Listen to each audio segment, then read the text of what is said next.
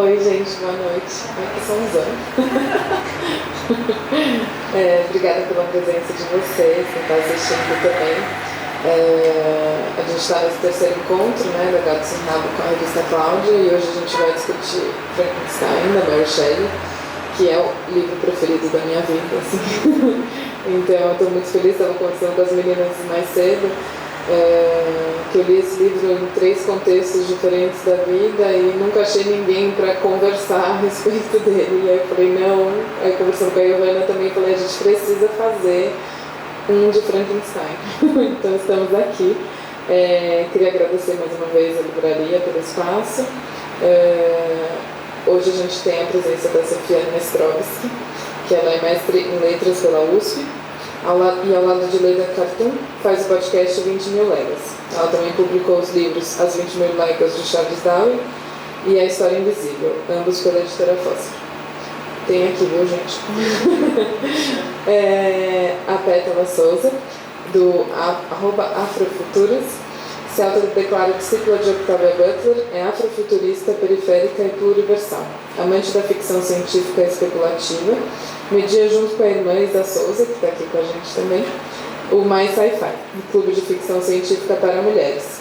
Elas também publicaram um conto no livro Vozes Negras, produzem conteúdos pautados na decolonialidade e contexto de raça, gênero, classe e representatividade. Muito obrigada pela presença de vocês também. Eu sempre faço as leiturinhas dos trechos entre a conversa, e aí eu queria começar lendo antes da gente passar para as perguntas. E tu, no entanto, meu Criador, detestas e rejeitas essa tua criatura, a qual tua arte te liga por laços que somente é possível romper pelo aniquilamento de um de nós. Está disposto a me matar? Como te atreves a brincar assim com a vida? Acho que o Frankenstein é um livro extremamente filosófico e, enfim, a respeito da vida e da existência humana, mas ele também traz uma coisa muito interessante do contexto, né? Que a Mary Shelley estava inserida antes dela escrever o livro. Ela também filha, né, de quem era, tanto por parte, né, o pai quanto a mãe. Então tem esse incentivo da própria família, né? E eu queria que vocês comentassem um pouco sobre esse contexto, né, que trouxe as inspirações para que ela, enfim, escrevesse uma obra tão magnífica quanto essa. Boa noite, gente. Tudo bem?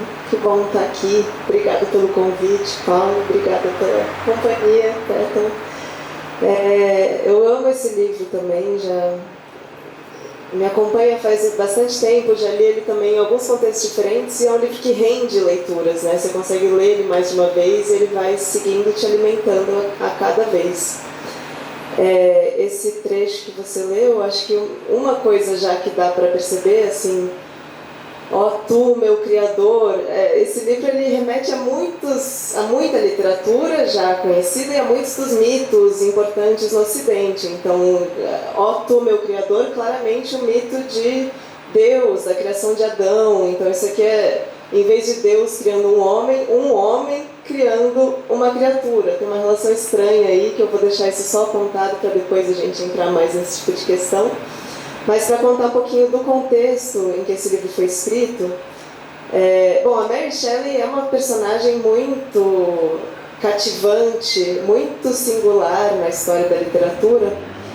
Ela escreveu esse livro com 18 anos, que é uma coisa chocante, grávida, terminou de escrever o livro grávida de 9 meses, já tinha tido e perdido um filho, porque a situação dela era de uma grande precariedade, e tinha um filho pequeno também que ela ainda estava cuidando e que viria a morrer mais tarde. Assim, ela perdeu filhos em sequência. Ela nasceu numa família de intelectuais ingleses, de uma elite inglesa, não exatamente o topo da elite, não eram aristocratas, mas faziam parte dessa elite cultural, intelectual. A mãe dela era uma revolucionária, uma feminista muito combativa e que vivia muito ao pé da letra o que ela pregava. Então ela pregava o amor livre, ela vivia o amor livre. Ela era casada com o pai da Mary Shelley, mas teve um longo relacionamento com outro homem com quem ela teve filho. o pai da Mary Shelley assumiu esse filho porque bancava o amor livre junto com ela. Era uma coisa assim muito... Eles eram muito firmes, muito decididos naquilo que eles acreditavam e muito radicais. Ela publicou na esteira da Revolução Francesa, só para retomar um pouquinho, a Revolução Francesa, que foi o movimento que declarou que existia um direito universal dos homens, né? A Declaração dos Direitos dos Homens, que inclusive está impressa aqui na parede do metrô Marechal Deodoro, se vocês passarem por lá, aqui do lado, tem isso no muro. Na esteira disso, a Mary Wollstonecraft, a mãe da Mary Shelley, publicou uma reivindicação pelos direitos das mulheres, logo ali no calor da hora. É uma coisa assim, acho que surpreendente para a gente ter um pouco dessa dimensão histórica do que estava acontecendo, né? A mãe dela morreu logo depois do parto, logo depois de dar à luz a Mary Shelley. Então ela ficou sob os cuidados do pai, que era um filósofo que também era radical naquilo que ele acreditava. E o que ele acreditava? Que as pessoas todas, universalmente, podem melhorar. Todo ser humano tem internamente a capacidade de se auto-aperfeiçoar através do uso da razão, através da educação, através de uma busca pela felicidade, uma busca pela liberdade. São todos ideais assim muito bonitos. Né? É difícil você ser contra uma coisa dessas. Na prática, ele tinha grandes ideias, mas muita dificuldade de lidar com aqui e o agora. Então, na hora de criar um bebê, ele não fazia ideia do que ele estava fazendo. A Mary Shelley ficou muito desassistida, foi criada por uma tia, foi assim, meio sendo passada de mão em mão, porque o pai não sabia muito bem o que fazer com ela. E à medida que ela foi crescendo, nessas idas e vindas numa relação com o pai, ela foi convivendo com essa elite intelectual inglesa, essa elite artística. Então tem histórias, tem registros dela adolescente, escondida atrás do sofá, escutando os poetas na casa do pai dela, os poetas declamando poesia, ela ali escondida, sem coragem de falar nada, sem coragem de se apresentar, mas absorvendo muito daquilo e prestando atenção, quieta e tímida e inteligente, capturando o que estava acontecendo naquele lugar, mesmo sem poder se colocar. E isso não era fácil. Tem uma carta da meia-irmã dela, que também foi criada nesse contexto, dizendo: na nossa família, se você não for capaz de escrever um romance que derrube de uma vez por todas toda a literatura feita até aqui, é porque você é um verme que nem sequer merece atenção. O pai da Mary Shelley disse explicitamente que ele queria criar a Mary Shelley como uma filósofa. Ela era uma filha meio cobaia, assim, desse grande intelectual. Então faltou muito carinho, faltou muito presença afetuosa no meio desse grande mar de ideais nobres. Quando a Mary Shelley ficou adolescente, ela conheceu o Percy Shelley, que é de quem ela pega o sobrenome depois no casamento. O Percy era um jovem adolescente, filósofo radical, poeta, que por ser poeta e filósofo radical, admirava muito as ideias do pai da Mary Shelley e se aproximou dele nesse contexto, falando: olha, eu quero ser seu discípulo, por acaso eu sou nobre e tenho uma pensão de tantas libras por ano e posso te pagar aqui um pouquinho, se você me aceitar conviver com você na sua casa, aprender um pouco das suas ideias. Então o Percy entra na casa um pouco como esse agregado que ajuda ali a pagar as contas e se apaixona pela Mary Shelley. Eles começam a ter uma relação. Ele já era casado, tinha filhos, mas acreditava no amor livre, não tinha passado esse recado exatamente para a mulher dele, que ficou abandonada e não muito feliz. Mas ele começou a se envolver com a Mary Shelley e eles, o encontro deles, o momento assim, as escapadas românticas deles se davam no túmulo da mãe da Mary Shelley. E nesse relacionamento, que eles já estavam vivendo há algum tempo, tem um momento em que eles decidem passar uma temporada na Suíça, junto com um outro poeta muito importante, que é o Lord Byron, que era a grande celebridade daquele momento, era uma figura assim, muito irreverente, também muito confrontativa com os valores normativos da sociedade. Eles vão passar uma trupe, ele vai passar uma temporada na Suíça. O que era para ser lindas férias de verão na beira de um lago é um pouco assim decepcionante, porque não para de chover. Eles não sabiam ali na hora, mas hoje a gente já sabe que é por causa de uma erupção vulcânica que teve na Indonésia, que cobriu o céu de poeira, teve um inverno artificial que durou alguns anos e, entre outras coisas, provocou essa reclusão desses artistas dentro de casa. Eles não conseguiam sair por causa da chuva, por causa do frio. O Lord Byron lançou um desafio que era: vamos escrever cada um de nós uma história de terror. Vamos ver quem consegue fazer a história mais assustadora. Eles brincam um pouco disso. O próprio Lord Byron começa uma história, depois desiste. O Percy Shelley começa uma história, depois desiste, mas escreve alguns dos maiores poemas da literatura inglesa dessa época. São muito, muito bonitos. É um pouco uma decantação na poesia lírica das conversas que estavam acontecendo, do debate que estava ali naquele momento. A Mary Shelley é a única que consegue escrever uma história forte e que ela vai até o fim, que é o Frankenstein. Uma outra coisa curiosa é que outra história que surgiu ali, o germe que surgiu ali, foi o que virou o Drácula do Bram Stoker mais tarde. Então, assim, a gente tem esse momento desse encontro nessa casa que surgem esses dois grandes marcos da literatura ocidental. E, dito isso, acho que eu posso agora parar de falar, que já falei muito. Passar a palavra para a Beta, ela quer continuar? Acho que você já passou tudo que a gente estava aprendendo de contexto ali da atividade, né, de como começa, surge essa ideia e tudo mais do livro. Eu acho interessante perceber que, né, como você disse, esse momento de surgimento ali de dois grandes ícones, né, narrativos da ficção especulativa, né, tanto da ficção científica, né, do Frankenstein, quanto da figura do vampiro ali, né, tão importante, né, tanto para a ficção científica quanto para o horror. Né? E a gente percebe que vem desse lugar ali, principalmente da parte da Mary Shelley, que é de um lugar de uma pessoa que pensa a sociedade com muita criticidade, né? E para mim a ficção especulativa é isso, né? Pensar a sociedade a partir de uma criticidade muito forte e pensar nessa veia aí propulsora da ficção científica, vinda dessa mulher que pensa a sociedade com toda essa bagagem de criticidade. É muito legal para a gente entender o que é a ficção especulativa, né? Todo esse contexto social, né, da onde ela vem, dos pais dela, para mim, como pessoa que não estuda a questão histórica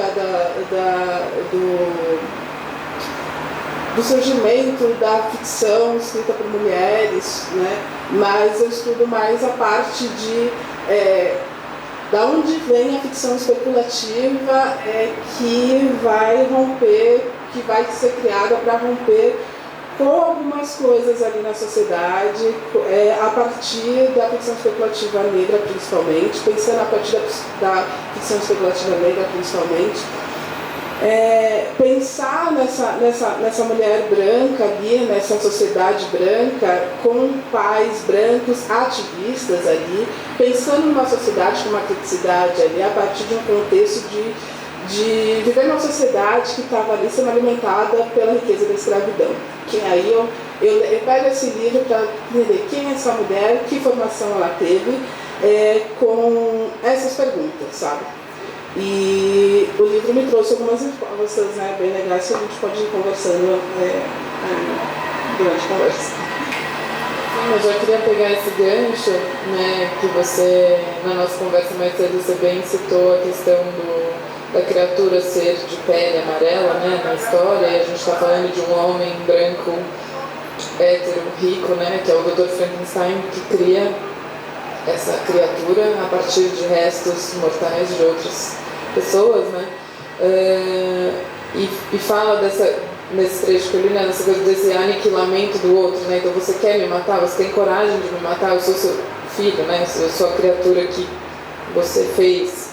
Então é isso, né? Então ou eu existo ou você existe, não dá pra gente coexistir. É isso, né? O dilema da criatura no livro. Então, a partir disso que você falou, como que você entende a presença dessa criatura sendo um diferente do Dr. Frankenstein, né? Tipo, dentro do romance que ela cria aqui. Como eu introduzi um pouco para vocês na nossa conversa anterior, né? Eu acho que a ficção especulativa, principalmente a ficção científica, ela tem um debate muito rico sobre raça e tecnologia, mesmo quando ela foge de falar de raça, né? Se a gente racializar toda a literatura, né? Porque a gente, quando a gente vai pegar uma ficção científica escrita por Octavia Butler, a gente vai esmiuçar para achar o que ela está falando sobre raça ali, né? Diferente quando a gente pega Mary Shelley ou Asimov, a gente vai esquecer e obliterar a questão de raça, sendo que está lá, né? A branquitude precisa ser racializada, né? Então, a autora ela tinha acesso a esses debates, né? Os pais dela participaram do boicote ao consumo de açúcar, né? Que vinha de produto de escravidão, teve uma movimentação de produtos, né? Que vinham com esse slogan, né? Produto que não passou pela escravidão, sabe? Eu não estou lembrando a frasezinha, se alguém souber aqui. Mas era um boicote a produtos que tiveram alguma origem e algum vínculo com a escravidão, e os pais dela participaram desse boicote. Então ela teve acesso a essas discussões, ela via nesse contexto, né, de discussões sobre justiça social, que é impossível não pensar no contexto de escravidão, né? Ela escreveu ali, publicou o livro em 1918, né? E a gente está falando de uma Grã-Bretanha que vai barrar o comércio de escravo em 1807, né? 1806 ou 1807. Então, é muito a ver. Imagina essa sociedade que está ali falando, não chega ali, né? Então, quando ela pensa nessa criação desse outro assustador, ela vivia numa sociedade que existia esse outro assustador ali, racializado. Então, quando ela coloca toda a beleza sempre centrada na brancura, né? Todos os personagens extremamente belos são extremamente brancos, né? E é dado esse olhar angelical à brancura o tempo todo no livro, né? Até mesmo na morte, né? Esses personagens têm uma brancura angelical. E o monstro tem a pele amarela, né? É a única pessoa ali com essa pele que não é incutida da beleza da brancura, né? Até uma personagem árabe que surge ali, ela tem uma pele, ela é bonita, e a pele é descrita como uma pele rosada, né? Então ali ela é uma pessoa árabe de pele clara, né? Então ela estava falando sobre raça, né? Ela estava falando sobre raça porque ela sabia que que aquela sociedade vai olhar o outro com esse olhar racial. Quem é esse outro que ele tem? Essa sociedade é uma sociedade que está ali temendo esse outro, né? O tempo todo, né? Em 1916 teve uma das principais rebeliões em Barbados, né? Que ela estava ali na Suíça, né? Que a Suíça enviou soldados ali para conter aquela fúria daquele povo escravizado que essa sociedade estava temendo, né? E imagino que aquelas reuniões de intelectuais comentavam sobre isso, né? Essa fúria, esse povo está com raiva, e essa sociedade está temendo esse povo, né? E aí a gente vai lendo Frankenstein e vai vendo como esse monstro ali, ele vai ser essa pessoa em vários momentos da história que ele vai falar, eu sou essa pessoa que não consegue se ver em ninguém aqui, né? Vários pontuamentos ele para e tenta se ver naquela sociedade ali europeia branca e não consegue, ele não consegue encontrar uma brecha de se ver como uma pessoa igualmente humanizada ali, né? Pela aparência dele, né? Pela aparência, porque ele tenta pertencer e se centralizar e se munir de todo o arcabouço moral e intelectual daquela sociedade. Ele lê todos os intelectuais, é uma lista longa ali que ele está lendo, mas nada faz ele se sentir participante daquilo, porque a sociedade vai sempre falar, você não, né?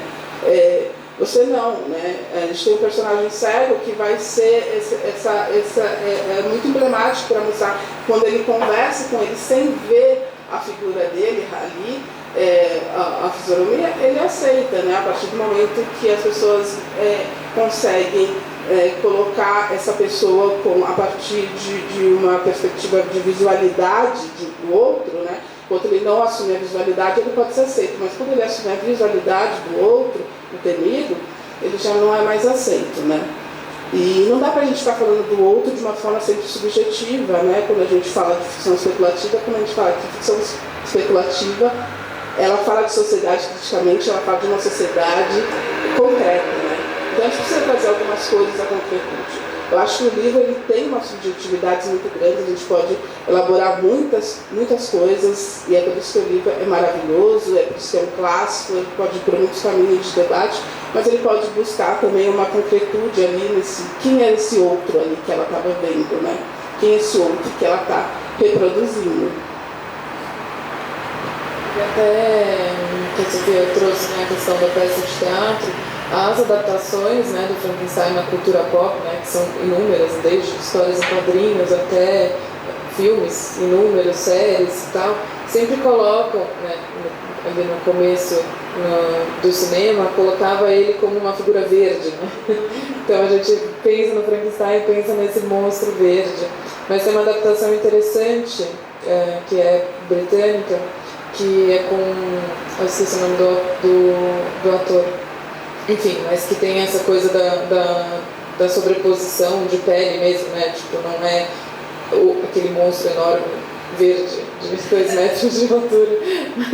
Mas você trouxe uma questão que a gente, né, não sabia, que tem uma adaptação teatral, né? Você pode explicar um pouquinho melhor? Esse livro é cheio de referências assim, meio inesperadas e cheio de ramificações inesperadas também. Eu gosto de ler ele no contexto histórico, é um pouco do que eu tento fazer, para também tirar ele do lugar enciclopédico e duro e morto, assim, mas olhar para ele no contexto e ver o tanto de contradição que tem ali e movimentos que a gente acha que são muito contemporâneos, ver como eles já estavam lá atrás, né? Tem muita ressonância. A Mary Shelley, uma das coisas que ela estava lendo bastante para escrever esse livro, ela leu muita coisa, mas em particular ela leu muitos relatos de africanos escravizados, relatos autobiográficos. E quando você lê, aqui, não sei se todo mundo leu o livro, já terminou de ler o livro, mas lá, mais ou menos no meio da história, tem um momento em que a criatura conta a própria história. O livro ele tem umas molduras internas, assim, chega um miolo, que é a criatura contando a própria história, e o jeito como a criatura narra a própria história é muito semelhante com o jeito como os escravizados podiam contar as próprias histórias nesse momento. Tem um livro incrível que saiu esse ano no Brasil, pela editora 34, chamado A Interessante Narrativa de Olaudai Kiano, ou A Narrativa Interessante, não lembro como que ficou a tradução. Mas de um homem que foi escravizado, foi levado primeiro para as plantações nos Estados Unidos, depois para a Inglaterra, teve um bom tanto de viagens, assim, de trânsito, e aprendeu a escrever nesse meio tempo. E escreveu um livro contando da própria história. E isso estava ali nas mãos da Mary Shelley e da mãe dela. A mãe da Mary Shelley foi uma das primeiras pessoas a resenhar esse livro. Isso assim, antes da virada para o século XIX ainda. É muito engraçado, porque ela resenha o livro falando, esse é um relato impressionante, isso aqui as pessoas têm que ter acesso mesmo, as pessoas têm que saber o que são esses horrores da escravidão. Mas não gostei de uma coisa. Esse homem vira cristão, e eu sou contra o cristianismo. Então, assim, ela vai para um lugar de radicalidade filosófica que é muito inusitado para a gente hoje em dia. Mas a mãe da Mary Shelley também vai usar esse relato para falar, bom, tem um paralelo no que ele narra com o que a gente vê aqui na Inglaterra, que é a situação das mulheres. Ela usa isso para falar, não sei se com razão ou não tenho muita referência para julgar, mas ela usa isso para falar que as mulheres são escravizadas dentro dos casamentos na Inglaterra. Bom, isso é material de fundo para esse livro, isso decanta aqui, e é muito forte quando você lê esse tipo de narrativa junto com a narrativa autobiográfica aqui da criatura. Por exemplo, o jeito como ele aprende a falar em francês, o jeito como ele aprende a ler, esse caminho do autodidata, sem nenhum tipo de assistência, sem nenhum tipo de apoio ou de companheirismo, que é muito doído, mas que também tem um paralelo com a situação das mulheres nessa época, que também tinham que buscar se educar por conta própria, né? A mãe da Mary Shelley arranjou, num determinado momento, um trabalho numa revista de crítica cultural, e ela sozinha aprendeu alemão, aprendeu francês, começou a traduzir, começou a publicar, sabe? Era uma situação de ter que se virar radicalmente para poder fazer parte, para poder ser aceita nessa sociedade. Mas eu acho, assim, como a figura do monstro, da criatura é muito complexa e rende muito, assim, não dá pra gente atribuir a só uma fonte, assim, tem várias e estão sempre em movimento. Mas eu leio também que tem uma identificação autobiográfica da própria Mary Shelley na criatura, pensando que a Mary Shelley foi essa filha de intelectuais que foi criada para ser uma filósofa, que cresceu com essa pressão enorme e cresceu numa solidão enorme justamente por ser não uma filha, mas uma criatura praticamente, né? Aí você olhar para o monstro, para a criatura, em que ele é feito literalmente de partes de pessoas enormes, não é partes de qualquer cadáver, né, que o cientista junta, é pessoas muito grandes, e por ser grande demais e por carregar tudo isso dentro dele, ele não consegue encontrar um par, ele não consegue encontrar semelhante. E quando ele aprende a falar, e ele tem que aprender tudo sozinho, quietinho, escutando, sem poder se manifestar, ele fala num francês impecável e ele conversa como um filósofo. Ele tem as falas assim mais cristalinas e racionais e belas e morais do livro inteiro. Ele se comunica lindamente. Todo mundo ali é um pouquinho atrapalhado, ele não. Ele sabe muito bem o que ele está falando e ele defende as coisas mais nobres de se defender, né? Então eu acho que também tem uma solidão da própria Mary Shelley que é alquimizada nessa figura. Eu acho isso muito legal, eu amo esse livro porque é um momento na literatura europeia, na literatura inglesa, que tem um esforço muito consciente, programático mesmo dos escritores, de aprender a narrar a si mesmo. É difícil a gente ler isso hoje porque a gente já está muito acostumado com psicanálise, mesmo que a gente não seja leitor ou de Freud, ou mesmo que a gente nunca tenha sentado numa sessão de psicanálise, a gente está muito acostumado a pensar que aqui dentro tem uma verdade, sabe? Que olhando para dentro a gente encontra coisas importantes sobre a vida, mas isso não foi sempre o caso, né? Para dar um exemplo assim bem radical, Odisseu não olha para dentro para entender por que ele não consegue voltar para Ítaca. Não importa. E aqui nesse momento, século XVIII, século XIX, estão tentando encontrar a linguagem possível para narrar a si mesmo. Na poesia você encontra diversos caminhos. O Percy Shelley é uma figura assim maravilhosa para você ver como é possível narrar a si mesmo antes do instrumental da psicanálise.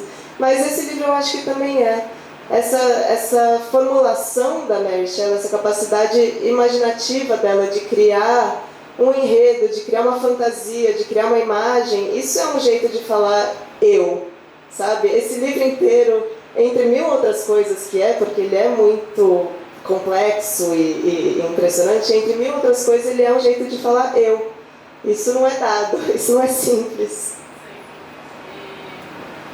Fazendo um paralelo com a Annie Ernaux, né, que é a nossa vencedora do Nobel esse ano de literatura, ela é uma autora que fala muito de si, né, e tem essa coisa dos livros dela serem pequenos e simples, né, entre muitas aspas, mas com uma escrita acessível, né, com essa coisa de falar de si, da memória, e o quanto que isso é renegado na sociedade, pensando assim, né, os críticos franceses sempre renegaram ela porque falavam que é a literatura dela, o que ela está falando dela, o que ela está falando da relação do pai dela, enfim.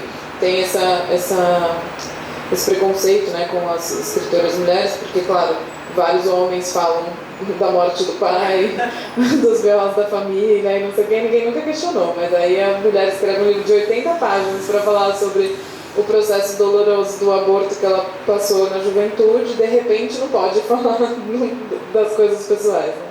Enfim, e falando dessa coisa do eu, né, dela tá muito presente no livro, obviamente, que eu acho que nenhum livro o autor consegue se desconectar da própria experiência, né? O quanto que a Mary Shelley traz essa possibilidade das mulheres escreverem sobre si, mas aqui ela romanceia o eu dela, né? Tipo, ela floreia de alguma forma a própria experiência, que a gente se reconhece em vários lugares e consegue caminhar para várias interpretações do livro, mas ela também, além da questão de ser o primeiro romance gótico, de trazer uma coisa da ficção científica e tudo mais, ela também ser uma mulher escrevendo sobre si, o quanto que isso não é revolucionário, né? Então eu queria entender de vocês essa coisa, enquanto autora mulher, o que isso é importante, né, para a literatura na sequência, né? Tudo que vem depois.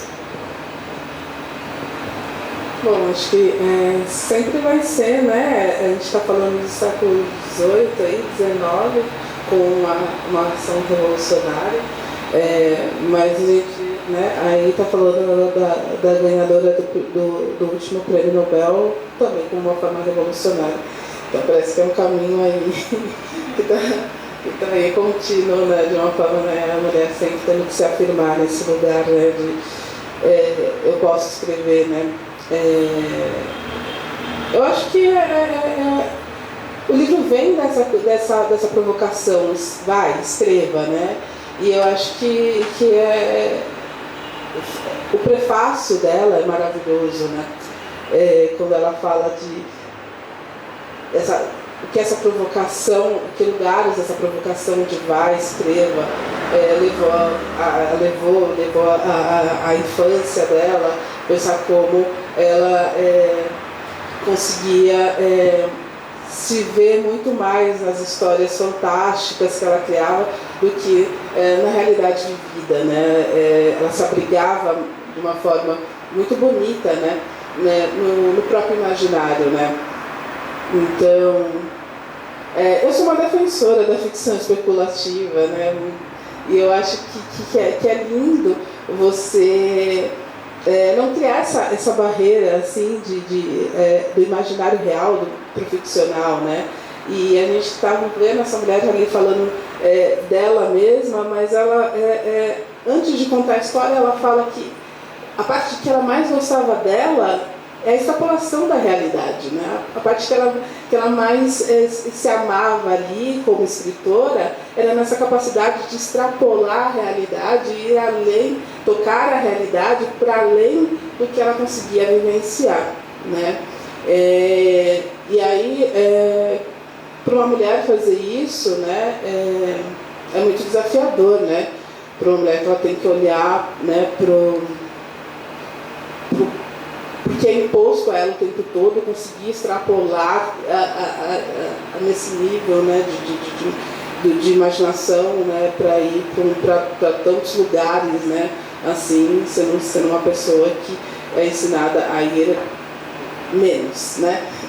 E eu acho que não muda muito, não. Eu, como autora de ficção especulativa,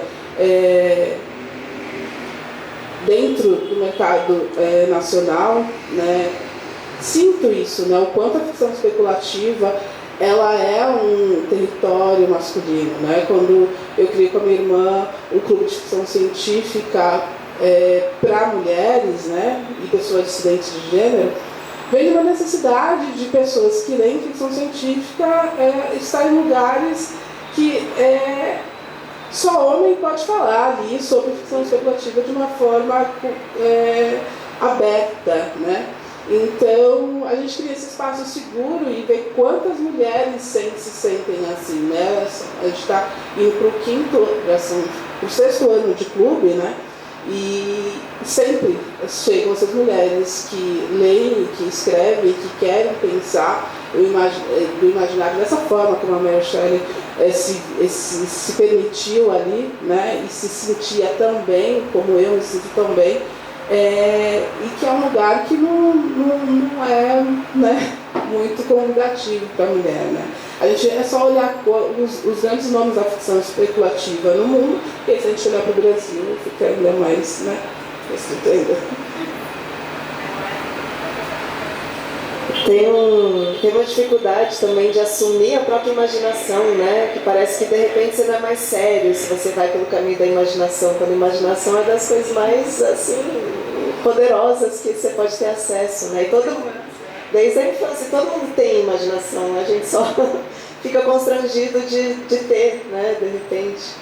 Mas vou fazer de novo esse papel de puxar aqui o bonde da história, que é uma coisa muito louca que eu descobri quando eu fiz meu mestrado na poesia desse período, assim, então já faz alguns anos, mas uma das coisas mais surpreendentes que eu encontrei nessa pesquisa de mestrado foi um fenômeno de que existia um boom literário nessa época na Inglaterra de autoras mulheres.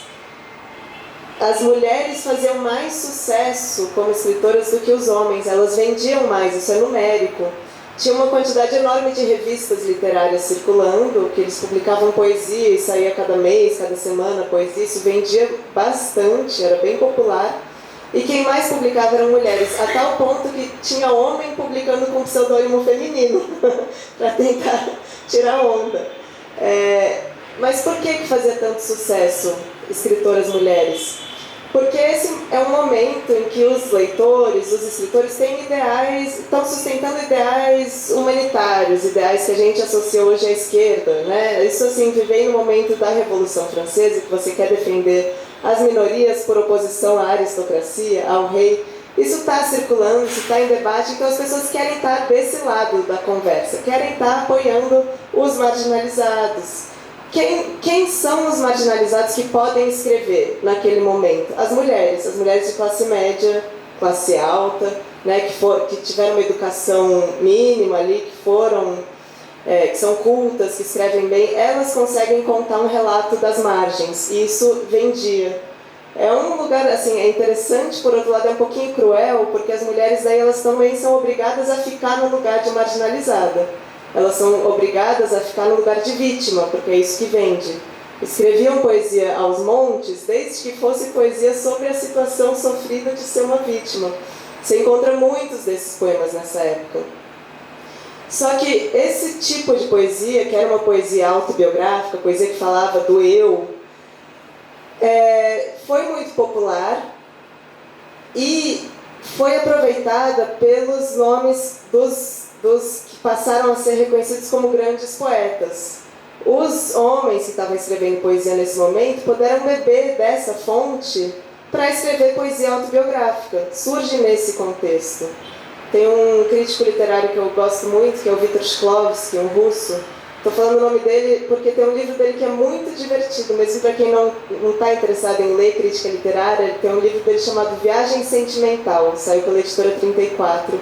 É ele contando sobre a Revolução Russa, o exílio que ele viveu, as mudanças de vida que ele teve que ter durante a guerra. Enfim, é uma viagem muito divertida. Divertida é a palavra errada para um contexto de guerra, mas o jeito como ele escreve é divertido. Mas o Viktor Shklovsky, ele fala que as formas de arte se tornam canônicas, né, passam a ter um reconhecimento assim, de alta cultura, no momento em que formas de arte populares são cristalizadas. Então as mulheres que estavam fazendo essa poesia, que era de um alcance popular, mas que era revolucionário, porque era uma forma ousada e nova de se fazer poesia, elas assim, perderam o domínio disso, que elas estavam, do que elas estavam criando, no momento em que esses homens, que estavam num lugar muito mais hegemônico, puderam pegar essa inspiração e transformar isso no que veio a ser considerado a alta poesia do romantismo. Eu falo isso assim, num lugar ambíguo, porque eu acho esses poetas maravilhosos também. Assim, eu não queria jogar fora os poemas deles só porque tem um contexto histórico suspeito, estranho, complexo e cheio de desigualdades, mas quando a gente olha para a história também, os parâmetros que a gente tem hoje, eles acusam muito mais as contradições e as hipocrisias do que se a gente julgar com os parâmetros que eles tinham na época também, né? É uma situação um pouco difícil, você está no futuro julgando o passado, mas enfim, a gente tem que julgar também para a gente ter crivo, ter discernimento. Mas, bom, as mulheres tinham o aval social e o aval cultural para falar de si mesmas. Os homens puderam aproveitar isso por causa de uma história de privilégios e de injustiças que a gente conhece, e transformaram isso no que a gente reconhece até hoje como assim, o início da poesia moderna. Só que esse início tem um início anterior, ele tem fontes anteriores, e é importante a gente recuperar isso, porque sempre que a gente vai falar, por exemplo, de literatura feita por mulheres, parece que a gente está sempre tendo que começar as coisas do zero. E é um trabalho de Sísifo, e é cansativo, e você sente que você não tem parceiras na história. Quando você tem, sim, tem um companheirismo para ser traçado aí na história, só que essas histórias são constantemente apagadas e esquecidas. Mas a Mary Shelley vem a partir disso também. Falando um pouquinho sobre a questão da ficção científica, né?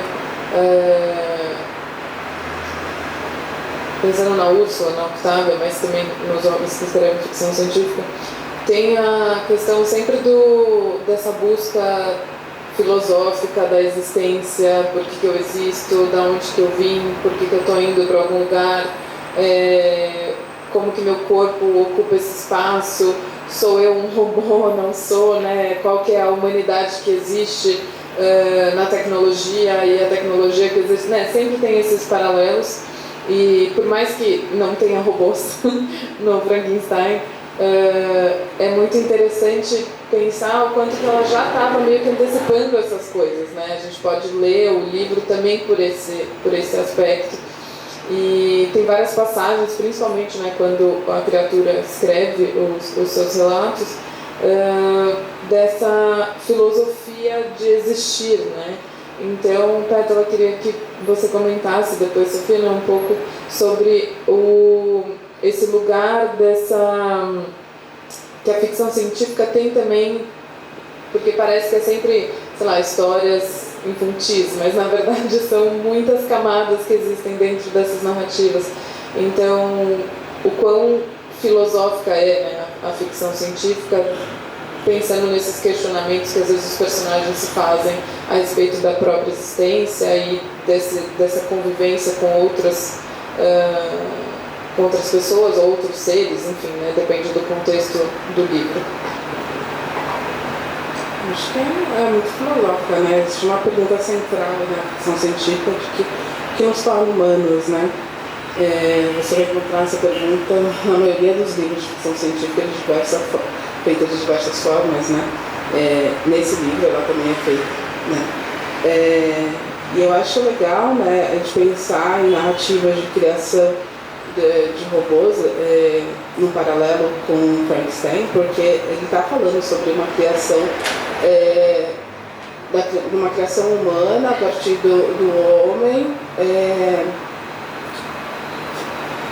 com base na tecnologia, né? A tecnologia que estava disponível, ela usou todo o conhecimento científico que estava ali, né? Ela escreve no momento que estavam sendo pertinho ali do ano que foi feita a descoberta da transfusão de sangue, né? Se começou a fazer transfusão de sangue. Então é muito científico, né? Toda a tecnologia disponível ali é muito bem usada, né? Então quando a gente vai para a narrativa de robôs, a gente vai para um outro nível de tecnologia ali sendo usada. Mas, como eu falo, né, eu sempre vou ler, tentar entender, né, eu tento entender a sociedade a partir de uma perspectiva decolonial, né, e essa pergunta que nos torna humano, e essa pessoa ali tentando criar um super-humano, né, parte da ideia de eu sou tão bom, eu sou um homem tão bom que eu vou criar um homem melhor ainda, né? que homem é esse, né, que vai pensar isso? Só um homem branco europeu, gente, né? A gente está falando de uma... a gente gosta de universalizar muito, né, a filosofia e o pensamento europeu, né? E a gente precisa parar com isso. É um homem branco que está ali se vendo nesse lugar de eu posso ser Deus, né? A gente não vê isso numa narrativa africana de eu vou agora criar uma nova humanidade, né? Que vai ser melhor do que todo mundo. Não tem, né? Mas é importante a gente ver, a gente perceber isso, né? E entender, né? Da onde surge essa pergunta, que nos torna humanos, né? Da onde ela vem e para onde ela vai levar a partir de quem de quem faz essa pergunta, né? As perguntas são sempre mais importantes do que as respostas, né? Na ficção científica, que gera muita pergunta. O papel da ficção científica é gerar constantemente perguntas sobre a nossa sociedade. Olhar para a nossa sociedade como todo, gerar perguntas e, a partir disso, confabular de formas imaginativas extraordinárias, né? E é sempre bom a gente olhar quem é que está fazendo essa pergunta para a gente entender mesmo que pergunta é essa. Então, acho importante. Tem dois, te ouvindo falar, eu pensei em dois momentos do livro que eu acho muito assim, interessantes e meio que se opõem. Um é um momento no começo ainda do romance, eu não vou encontrar aqui agora, mas em que tem uma crítica que a gente assim torce muito por ela, que a gente tende a concordar muito com esse jeito de pensar, que ela, eu acho que é o cientista falando que se os cientistas, os pensadores, os homens não se deixassem levar pela própria ideia a tal ponto de que eles esquecem do cotidiano, do cuidado um com o outro, assim, dos pequenos afetos, os impérios incas e mais não teriam sido dizimados, a América teria sido descoberta com mais cuidado e lentidão, né? Tem um momento que ela fala isso e a gente fala, nossa, que incrível essa mulher pensando isso ali no século XIX, né? Que olhar assim, decolonial quase. Mas aí tem um outro momento e você pega essas coisas assim, quando o autor parece que não está prestando tanta atenção no que está dizendo, né? Porque esse momento dessa crítica é muito assim, é de bravata mesmo, tem uma coisa de que ela quer declarar uma intenção. Então aquilo é muito pensado. Aí nos momentos que a autora está pensando em outra coisa, você pega assim, puxando o tapete debaixo dos pés dela, você percebe que tem ideias por trás que você vê que entram em contradição com o que ela disse ali de maneira mais enfática. Então, bem mais pra frente no romance, quando a criatura está pedindo pro cientista, Victor Frankenstein, né, para ele criar uma parceira para ele, criar uma companhia, ele fala assim, olha, a gente não vai incomodar ninguém, a gente vai até viver lá no Brasil. Tipo, isso, gente, é 1800. O Brasil, primeiro, tinha cidade, tinha muita vida aqui acontecendo, mas 300 anos depois de Colombo. Pensa o tanto de povos indígenas que tinha aqui. Isso já depois de muita matança. Sabe, tinha muita vida aqui no Brasil e ainda para um europeu, mesmo um europeu progressista, mesmo um europeu que defendia os ideais mais nobres, ele pensa o Brasil como uma terra virgem. Aqui é mato, sabe? Aqui um monstro pode viver tranquilamente sem atrapalhar ninguém, porque no Brasil não tem gente. Né? Assim, então esse olhar, você pega ele assim, você consegue pensar nos momentos que a autora não está prestando tanta atenção, mas você percebe que está ali e o quanto isso foi forte na literatura desse momento, assim, o quanto isso ressoa nos escritores, inclusive os escritores brasileiros, assim, de pouco tempo depois. Você pegar Euclides da Cunha falando sobre o sertanejo, sabe, falando sobre a Amazônia, como se a Amazônia fosse também um território virgem intocado pelo ser humano, é um milagre de Deus, ninguém nunca viu gente vivendo aqui. E se alguém tentar viver, boa sorte, porque que ambiente hostil para a vida humana. Esse tipo de pensamento, que é muito equivocado, vem desse contexto aqui, não vem especificamente da Mary Shelley, mas a Mary Shelley está nesse lugar cultural, né?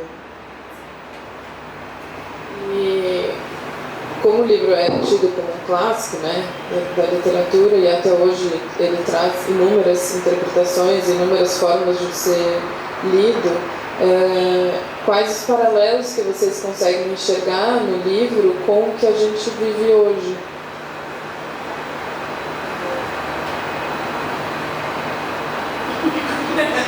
Eu pensei.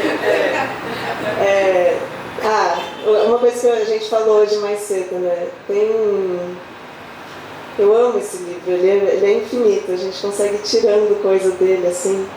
Uma das coisas, ela está escrevendo nesse contexto da Revolução Industrial, de uma urbanização muito repentina que mudou muito a vida de muita gente na Inglaterra. Isso foi, assim, extremo, foi um empobrecimento muito assustador e para uma parte enorme da população. A gente tem essa visão, Europa, século XIX, nossa, castelos, que mundo encantado e lindo, e princesas, e na verdade para a enorme maioria da população era uma miséria, era guerra napoleônica, era fome. Por causa dessa erupção vulcânica que provocou esse inverno artificial, teve 3 anos de fome na Europa toda. Foi um negócio assim de... Tem aquarelas dessa época que são muito surpreendentes, que retratam a paisagem com gente comendo grama. É um negócio assim, terrível. E isso nesse processo de industrialização, de um momento de um suposto progresso da humanidade, né, de um progresso científico, um progresso urbano, e que vem sustentado por esses ideais iluministas de a razão, a educação, a igualdade entre todos os homens. São ideais que são muito bons, mas é difícil de entender como que ideais tão bons criam tantos monstros, como que tem tanta sombra nesses ideais tão luminosos. A Mary Shelley está bem nesse momento em que os grandes ideais que foram sustentados pela geração dos pais dela, eles deram errado. Ela chegou num momento que é muito parecido com o que a gente está vivendo, que é um momento de fim de mundo. É um momento em que o que a gente está vivendo agora, esse momento de fim dos ideais, dos projetos modernos, né? O fim, Fidel Castro morreu, sabe? Assim, os ideais modernos que a geração dos nossos pais ou as gerações anteriores conseguiram sustentar ao longo do século XX, agora eles deram errado. A gente está vivendo a consequência disso. A gente está nessa situação que parece que a gente está diante do fim do mundo, que não tem mais o que fazer. O que a gente faz? A gente faz algo parecido com o que a Mary Shelley e a geração dela fez. A gente busca referências anteriores. A gente recusa as referências dos nossos pais para buscar as referências dos nossos avós. Ela foi buscar, ela e o grupo dela, a geração dela, foi buscar referência na mística. Tem aqui nos primeiros capítulos em especial muitas referências à mística judaica e à mística do Islã, né? A cabala e ao sufismo, a alquimia. A gente hoje, não é à toa que a gente está precisando tanto de referências melhores, sabe? Porque as referências que a gente tinha até pouco tempo atrás, elas não funcionam mais. Então é muito importante agora a gente falar de ancestralidades, a gente olhar para lugares que não venham necessariamente da cultura europeia hegemônica, tal como ela chegou para a gente até agora. Então eu acho que tem um paralelo aí. A gente está num momento de uma pobreza absurda, urbana, uma situação assim, humanitária trágica, e as referências que foram passadas para a gente não servem mais. E é muito recente, é muito difícil isso, sabe? Eu pensar assim, eu me formei tem menos de 10 anos, e as coisas que eu li na faculdade, que foram muito legais de ler, tive professores ótimos, mas elas já não servem mais, servem como curiosidade histórica, ou como pura beleza do texto, mas não serve mais para os problemas que a gente está tendo que lidar agora. E a gente está buscando as referências em outros lugares, né? Tomara que a gente encontre uma saída para isso, porque não dá para ficar só nessa situação de que o mundo vai acabar, né?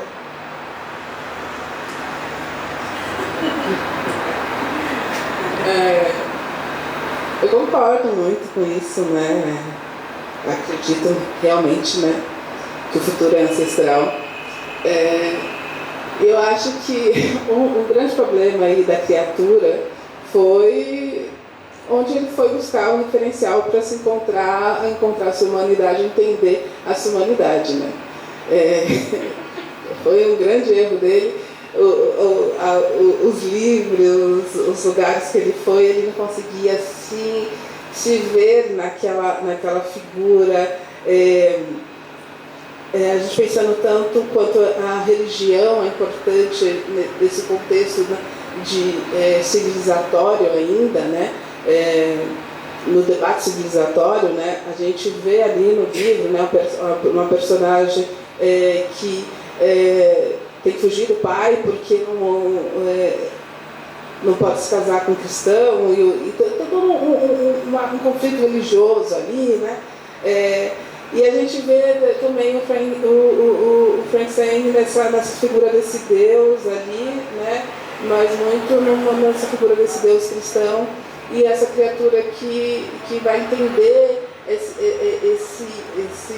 essa narrativa de criação a partir dessa perspectiva de imagem e semelhança, né? E que ele não vai conseguir se ver, né, a partir desse Deus, né, dele. Então, assim, o ponto de referência ali foi muito definidor para ele perceber que aquilo não era para ele. Ele não conseguia participar daquilo, né? Então, assim, isso que eu estava falando sobre a questão de busca de referência, né?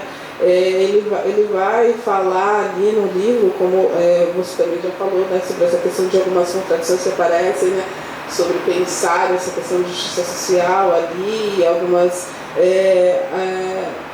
tem uma parte que ela vai falar que... deixa eu puxar aqui na memória.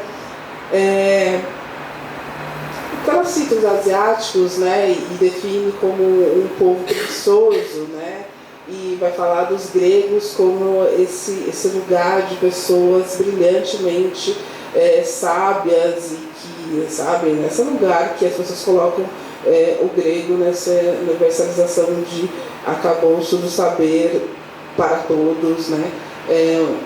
E aí você vê, né, que ela estava ali afirmando esse lugar de centralidade, de saberes, de moralidade, do qual o personagem não vai conseguir participar, né? Então, eu fico me perguntando, né, o que ela estava querendo dizer nessa parte, né? Para esse personagem, se ela tinha consciência disso, né, desse lugar que ela coloca nesse personagem para se enxergar numa tentativa de eu vou me formar, vou consumir toda esses referenciais, mas eu não vou conseguir, mesmo consumindo tudo isso, eu não vou conseguir participar, né? E eu acho que a gente precisa, acho que a literatura clássica ela é muito preciosa, né? Porque a gente consegue ter uma conversa como essa aqui, né? De pensar a humanidade a partir de uma perspectiva de distanciamento espacial e temporal, que vai ser muito enriquecedor para a gente também, mas que a gente precisa estar percebendo as mensagens que ela está dando para a gente, que a gente precisa ir buscar outros referenciais também, né, que não vão ser apontados sempre como clássico e como leitura obrigatória para a gente, né. Então, acho que a mensagem é uma mensagem importante aí desse livro, bem. Realmente é tipo tanta interpretação que dá pra fazer do que ela faz que, nossa, a cabeça às vezes acaba tipo, meu Deus, espera aí puxa uma memória de leitura, enfim. Eu queria saber se alguém tem alguma pergunta, comentário, se quer compartilhar o que sentiu quando leu, enfim. É só porque falar por causa da gravação. Eu tenho uma memória muito ruim pra coisas que eu leio, mas esse me marcou, não de eu lembrar tão perfeitamente as falas, mas quando você olha, meu, é mundo de aparências. Parece que ela tá julgando isso, que ele tenta de todos os jeitos mostrar que eu entendo, eu falo sua língua, eu sou bom, eu não vou matar você. E as pessoas começam a hostilizar quando vê ele na rua e grita e joga coisas nele. Ele não fez nada, ele só apareceu. Ele apareceu, ele tá tentando, deixa eu viver agora sem o Criador. Então isso me chocou muito, de que como a gente vê isso em tudo.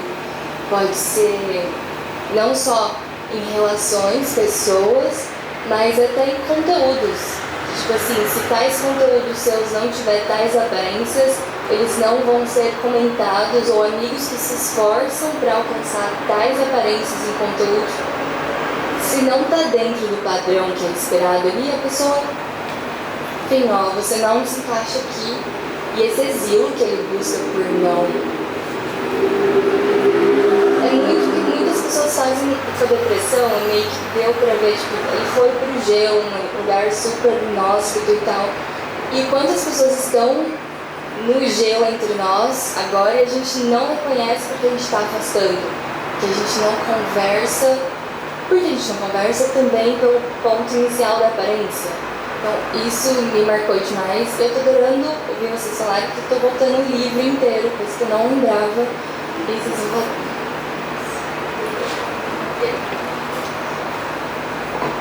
A Peta, ela comentou, né, de uma passagem que eu também acho linda no livro, que quando ele vai para a cabana, né, que tem a família, ele acaba auxiliando essa família meio que sem saber, né, tipo, ele vai ajudando a família ali com a colheita, que não consegue tirar porque congelou, e aí ele, né, transporta as coisas porque ele é forte, né, enfim, tipo, ele tem uma outra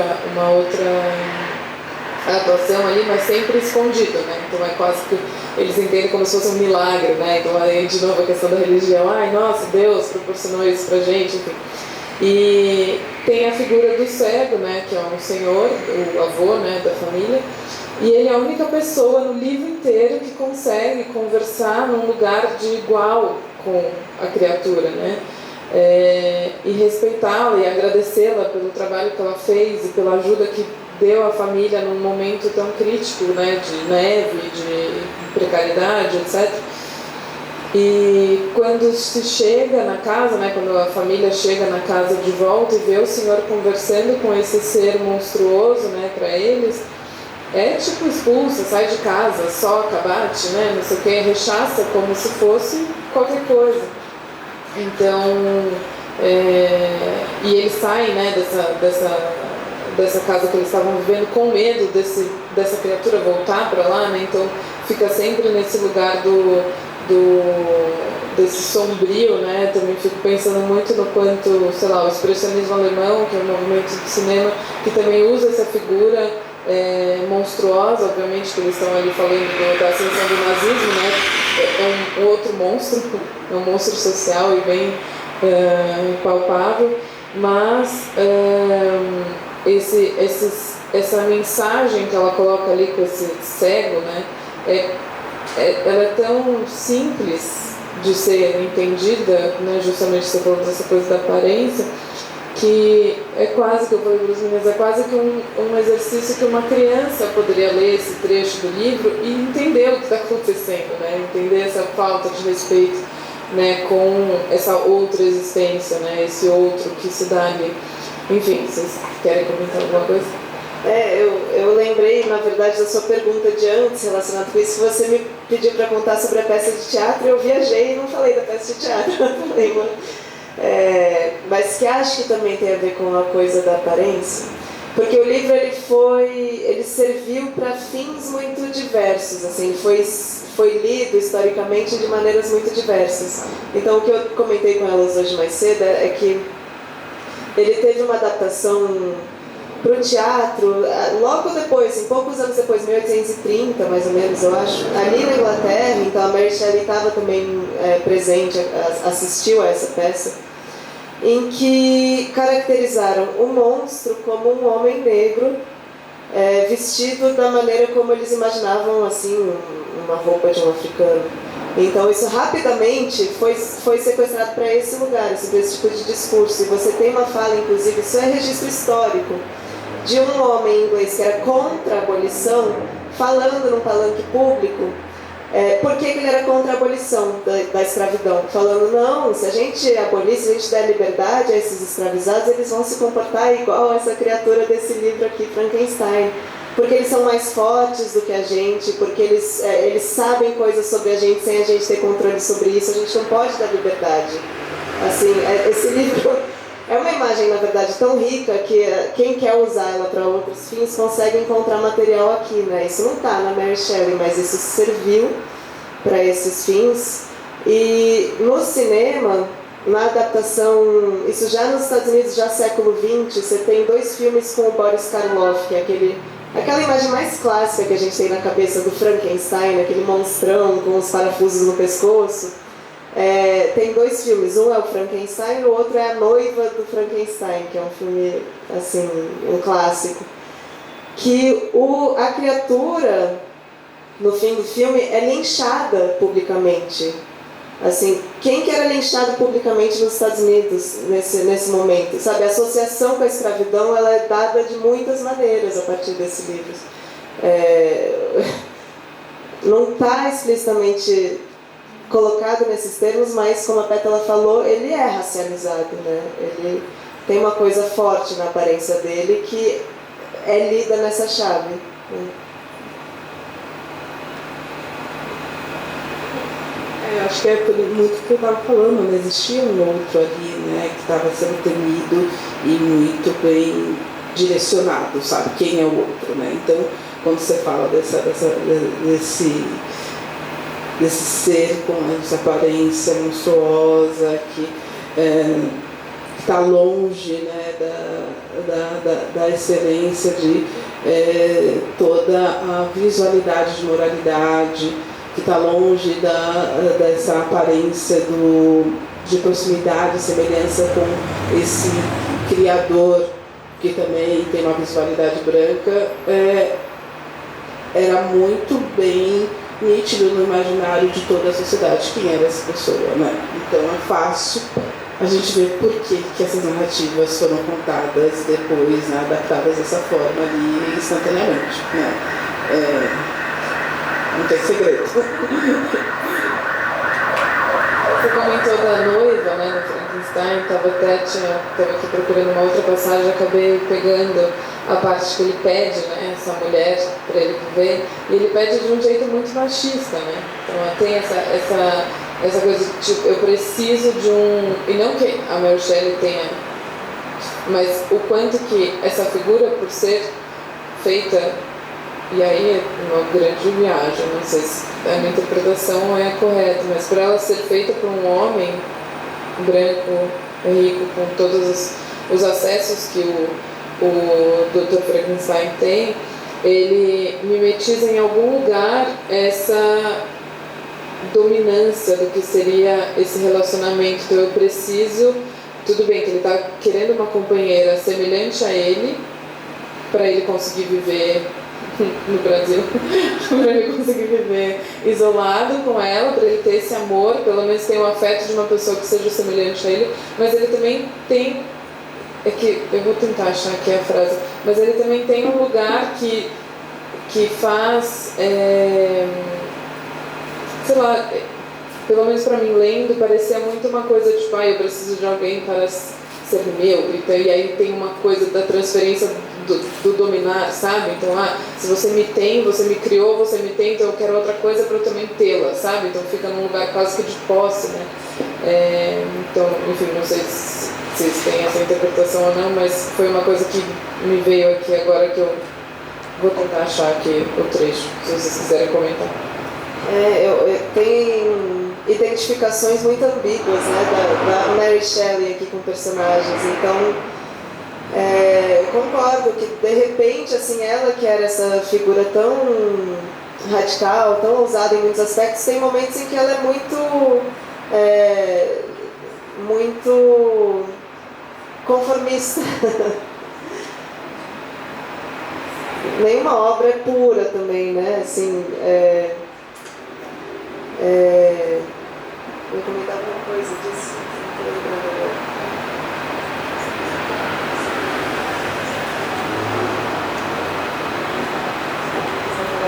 Eu estava pensando numa coisa que você estava contando, esqueceu.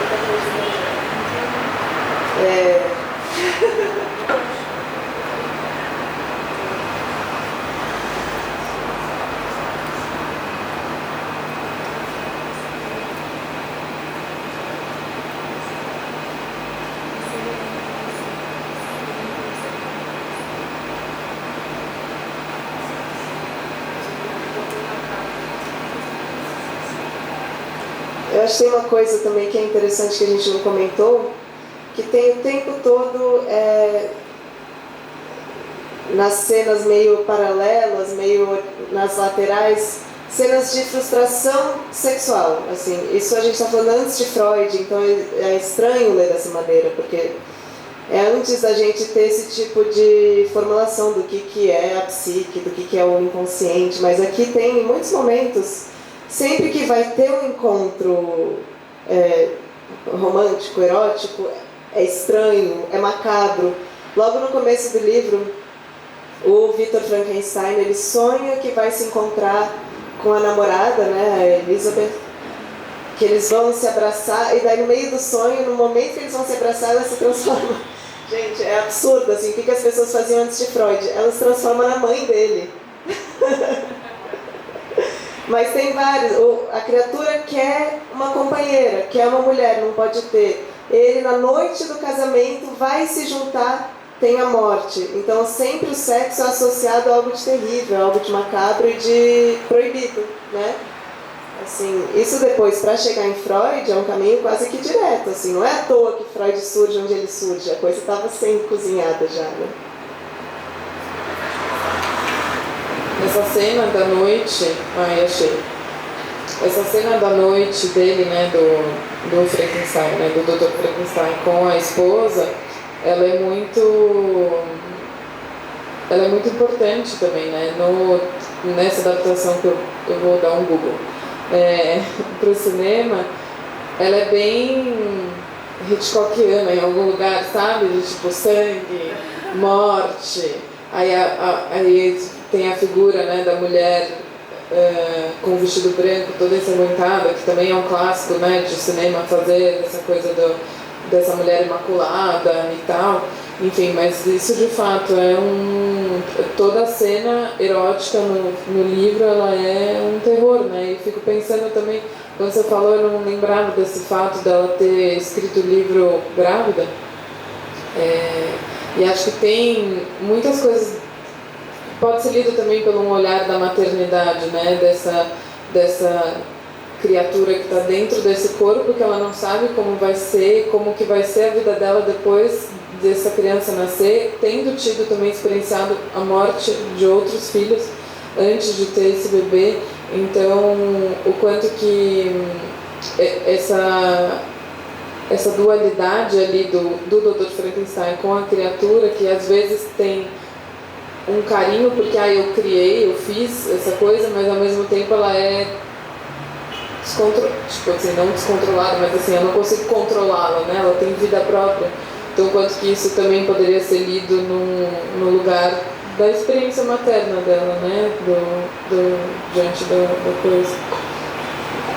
Ela como mãe, conhecendo essa experiência, escrevendo sobre um homem gerando uma criatura, né? É muito, muito estranho, muito esquisito. Eu lembrei também de um trecho de um diário da Mary Shelley, de pouco antes dela começar a escrever o Frankenstein, quando o primeiro filho dela morre, ainda bebê. E morre porque eles viviam... Quando ela assumiu esse romance meio de aventura, como o Percy Shelley, eles também toparam viver a grande aventura, ou seja, se desvencilhar dos privilégios de classe, sair meio para viajar pela Europa sem ter como se manter, sem ter de onde tirar dinheiro. Então viveram numa pobreza e numa precariedade muito dura, e o filho dela morreu por causa dessas decisões que ela tomou também. Assim, é uma situação muito difícil, muito, muito trágica para ela. É difícil da gente recuperar hoje em dia o quanto ela se arriscou mesmo, e quanto que ela sofreu por ter se arriscado tanto. Mas tem no diário dela, na noite depois, um dia depois que o filho morreu, que ela conta que ela sonhou que ela conseguia reviver o filho, que ela só levava ele para o lado da lareira e deixava ele esquentar um pouquinho, e com o calor do fogo ele voltava a ter vida. É um negócio assim de partir o coração, né? E pensar nessa mulher que viveu isso, que imaginou isso, que pensou isso, escrevendo sobre um homem dando vida a uma criatura. Tem uma dor por trás desse livro que não dá pra gente recusar, sabe? Não é assim... Tem tantas camadas nisso daqui. Uma das camadas é de um sofrimento que é dos maiores absurdos que alguém pode viver, né? E ela perdeu 3 filhos, a Mary Shelley. Uma vida muito, muito, muito difícil. Poético e triste ao mesmo tempo, né? Essa coisa dela colocar do lado do fogo, né, para reviver, até porque o Frankenstein ele tem vida através, né, do calor, né, enfim. Mas o trecho que ele fala, né, que ele pede num lugar, e eu acho interessante também a tradução, que quando a criatura fala, né, escreve no livro, tá sempre no deves, que é uma coisa bastante religiosa, né? Tu deves fazer não sei o que, tu, né, pelo menos me remete, eu tive uma criação católica, pelo menos me remete aos escritos católicos, né, desse lugar do ser humano falando com Deus, sempre nessa linguagem, né, de escrita. Mas ele fala, deves criar uma mulher para mim com a qual eu possa viver uma troca daquela solidariedade necessária à minha existência. Isso só tu pode fazer, e reivindico como um direito que não deves te recusar a me conceder. Aí, enfim, o Frankenstein se recusa, e ele fala assim, se não sou capaz de atrair o amor, inspirarei medo. Né? É bem bom, de falar isso. Exato. E daí, enfim, é super interessante esse diálogo que eles têm. Ele fala, tu que és meu criador, seria capaz de destroçar-me em pedaços, triunfante. Muito louco, né? Do jeito que se escreve esse livro, né? Bem bonito. Assim, são coisas trágicas, mas elas são bonitas, né? Bem escritas. Mas alguém quer comentar alguma coisa? Que a gente pode encerrar? Vocês querem comentar alguma coisa? Quero, realmente.